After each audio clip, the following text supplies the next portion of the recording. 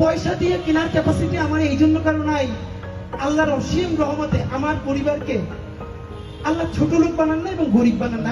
এই গণ অভ্যুত্থানের পরে আমার ইনকাম কমে গেছে। আমি একদিন ক্লাস নিলে ইনশাল্লাহ 10,000 টাকার চেয়ে বেশি পাইতাম 5টা ক্লাসে। আমি যখন ভার্সিটির ফার্স্ট ইয়ারে পড়ি তখন থেকে সাইকুর্সের পান্থপথ এবং মৌচাক ব্রাঞ্চের আমি সব থেকে জনপ্রিয় টিচারদের একজন। আমি যখন ফার্স্ট ইয়ারে পড়ি তখন ভার্সিটি এডমিশনের জন্য একটা ইংলিশ বই লিখছিলাম, চান্স ক্লাস। 5 বছরে রেকর্ড পরিমাণ বিক্রি হয়েছে বইটা। আমি ওই ফার্স্ট ইয়ারের একটা ছেলে এত রেভিনিউ পাইছি, মানে আমার বোন সেই টাকা নিয়ে আমার জন্য ঢাকার আশেপাশে একটা জমি কিনে ফেলছে। এই কথাটা এই জন্য বললাম, এই গণ অভ্যুত্থানের পরে আমার ইনকাম কমে গেছে। আমি একদিন ক্লাস নিলে ইনশাল্লাহ 10,000 টাকার চেয়ে বেশি পাইতাম 5টা ক্লাসে।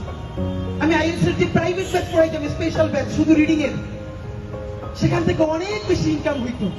আমি গত 10 বছরে বাংলাদেশের অনেক কর্পোরেট প্রতিষ্ঠানে ইংলিশ ল্যাঙ্গুয়েজ ট্রেনিং করাই, ফনেটিক্স এন্ড প্রেজেন্টেশনের ওয়ার্কশপ করাই।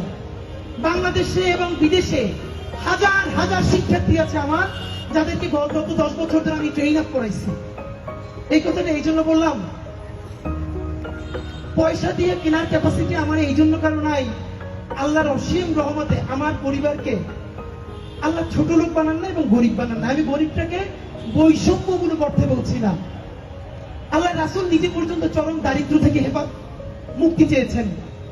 চরম দারিদ্র্যের কারণে মানুষ দুর্নীতি করে। যতটুকু দারিদ্র থাকলে দুর্নীতি করে, আল্লাহ আমার ওই দারিদ্রের মধ্য দিয়ে কোনোদিন নেন নাই।